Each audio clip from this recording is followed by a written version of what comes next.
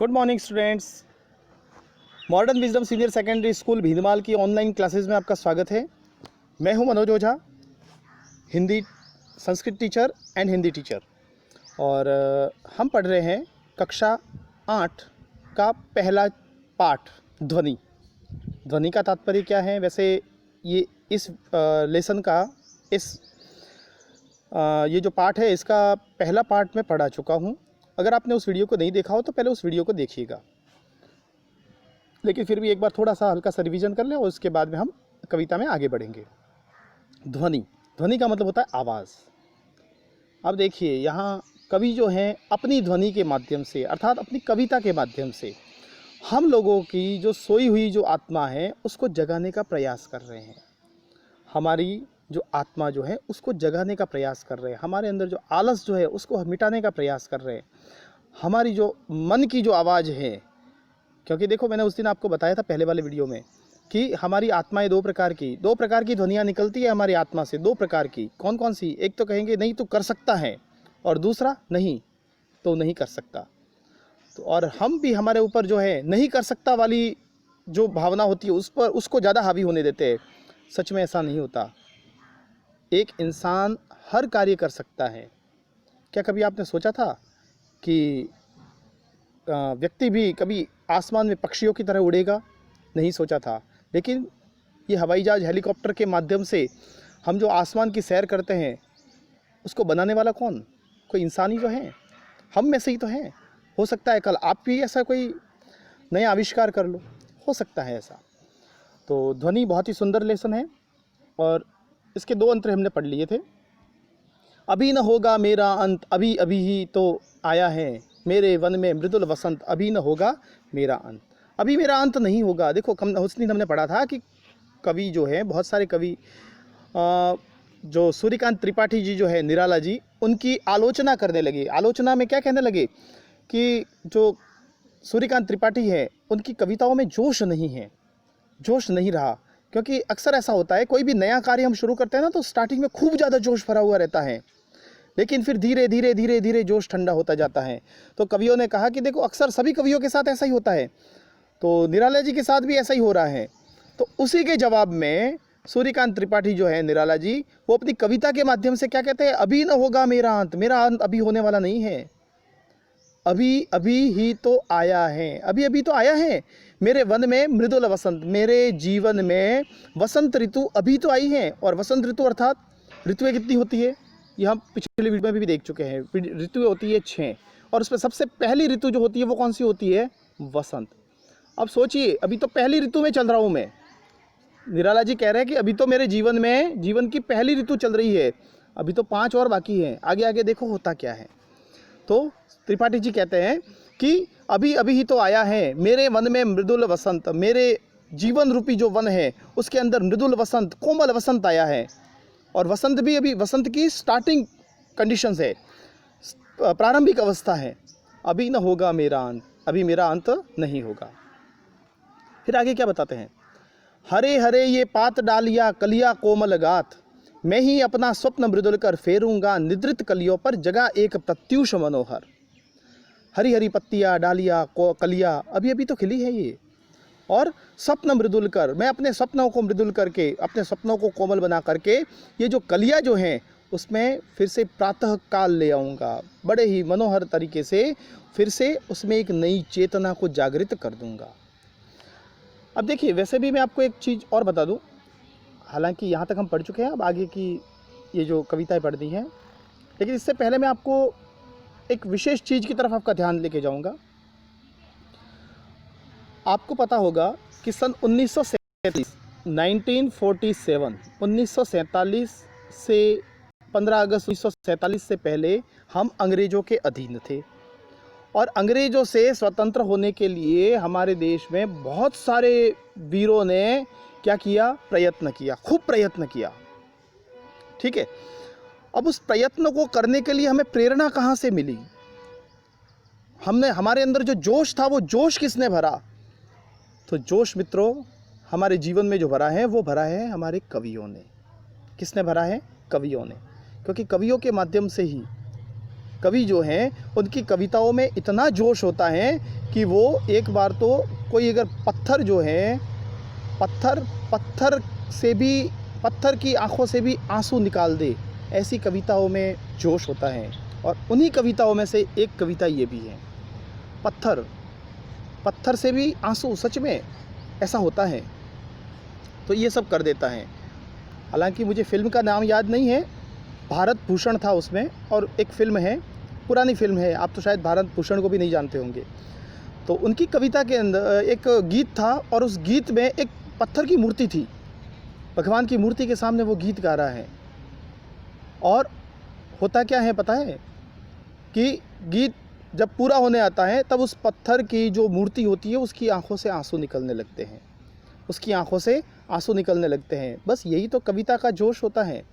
तो कवि कहते हैं कि अभी मैं तो आया हूँ, अभी तो आगे देखो क्या क्या होता है। अब देखिए आगे हम पढ़ते हैं। पुष्प पुष्प से तंद्रा लालसा खींच लूंगा मैं, अपने नवजीवन का अमृत सहर्ष सींच दूंगा मैं।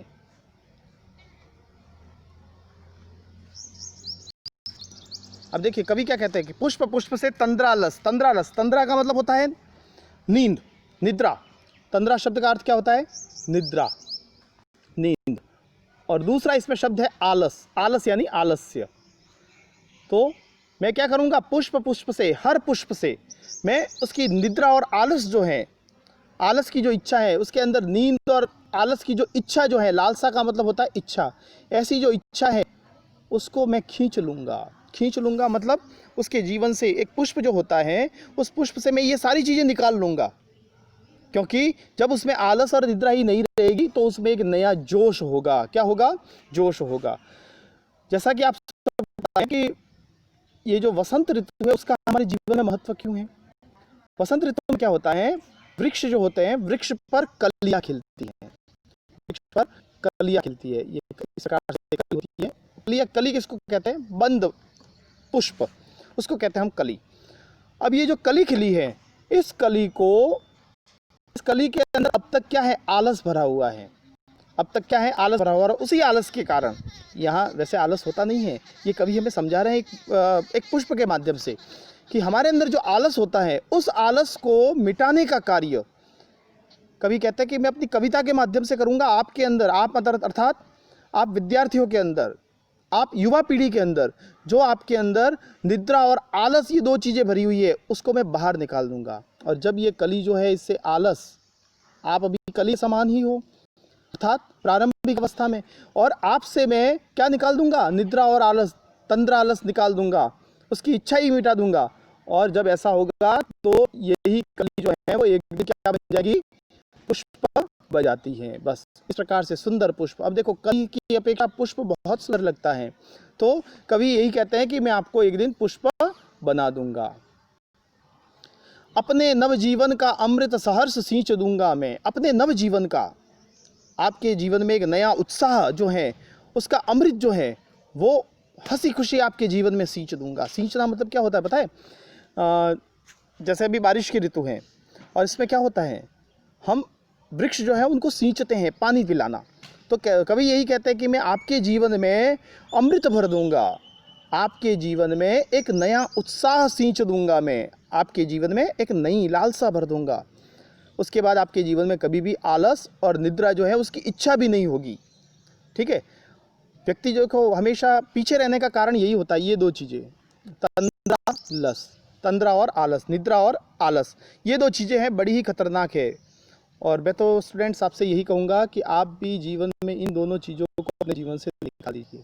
आप कहेंगे सर रात को नहीं सोना, बिल्कुल सही है, लेकिन हर उम्र के व्यक्तियों के सोने के लिए एक शेड्यूल होता है। आपकी जो अवस्था है उसमें आप 6 से 7 घंटे, इतना ही आपको सोना है। अब देखिए आप क्या करते हैं, रात को 10 बजे सो गए और सुबह 8 बजे उठने का नाम, अब आप आवर लीजिए 10 घंटे होते हैं इसमें, और उसके बाद दोपहर को 2 से 3 घंटे और सो गए। स्कूल तो जाना है नहीं अभी, तो ऐसे में देखो, नहीं नींद ऐसा नहीं, आप अपने जीवन में केवल 6-7 घंटे की जो नींद है अभी वर्तमान के हिसाब से, आप इतनी नींद कीजिए बस। ठीक है? इसके अलावा बाकी के आवर्स जो है उनको आप कोई अच्छाई के कार्य कर्म में लगाइए, तो सच में आपका जीवन जो है वो स्वर्ग बन जाएगा। फिर क्या कहते हैं कवि आगे, द्वार दिखा दूंगा फिर उनको, है मेरे वे जहां अनंत, अभी न होगा मेरा अंत। द्वार दिखा दूंगा, द्वार दिखने का मतलब क्या है यहाँ पे, मैं उसको अनंत का द्वार दिखा दूंगा। अनंत यानी परमात्मा, अनंत का यानी क्या होता है, परमात्मा।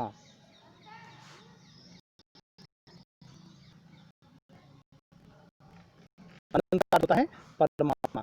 मैं आपको दर्शन करा दूंगा, मैं आपको फिर से परमात्मा के दर्शन करा दूंगा, आपके अंदर इतना जोश भर दूंगा।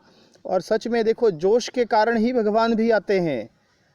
जैसे अभी अभी विष्णु पुराण चल रहा है टीवी सीरियल पर। विष्णु पुराण में आपने देखा होगा, भक्त प्रहलाद जो है उसको भगवान खुद मिलने आए। क्यों मिलने आए, कारण क्या था मिलने का, बस कारण यही था कि उसने इन दो चीज़ों को त्याग दिया, निद्रा और आलस को त्याग दिया, और उसके बाद में जोश के साथ में, अगर हमें कहा जाए कि हमें भगवान की भक्ति करनी है, तो पहले से ही बहुत सारे स्टूडेंट्स तो कह देंगे नहीं सर भगवान नहीं आएंगे। क्यों नहीं आएंगे, अगर आपके अंदर वो जोश है तो बिल्कुल आएंगे। पढ़ने से पहले ही कई स्टूडेंट्स तो कह देते हैं कि चलो हमें पढ़ना है और अब की बार आपको फर्स्ट आना है। फर्स्ट नहीं, आपको 100 में से 100 नंबर लाने हैं। सर नहीं आएंगे, क्यों नहीं आएंगे, सर किसी के नहीं आते। अरे भाई किसी के नहीं आते, भगवान हर किसी को थोड़ी मिलते हैं, उसके लिए प्रहलाद बनना पड़ता है, तब भगवान आएंगे हमसे मिलने के लिए, और वो भी छोटी अवस्था में। तो आपको क्या करना होगा, आपको अपने जीवन से तंद्रालस को मिटाना होगा। तो द्वार दिखा दूंगा फिर उनको, फिर से मैं उनको एक बार नया रास्ता दिखा दूंगा। किसका है, मेरे वे जहां अनंत का जो द्वार है, परमात्मा का घर है, मैं उसको वो दिखा दूंगा।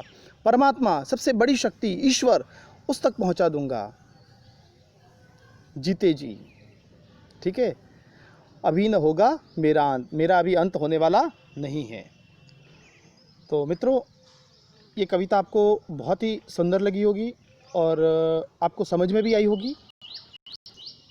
तो नेक्स्ट जो हमारी क्लास होगी उसमें आप क्या करना है, एक बार इस कविता को फिर से सुन करके और इसके प्रश्नों को हल करने की कोशिश करनी है। लेकिन हम इसके प्रश्नोत्तर जो हैं उनको करने की कोशिश, ठीक है, मैं आपको समझाऊंगा और बड़े ढंग से। वैसे ये सब कुछ समझा चुका हूँ।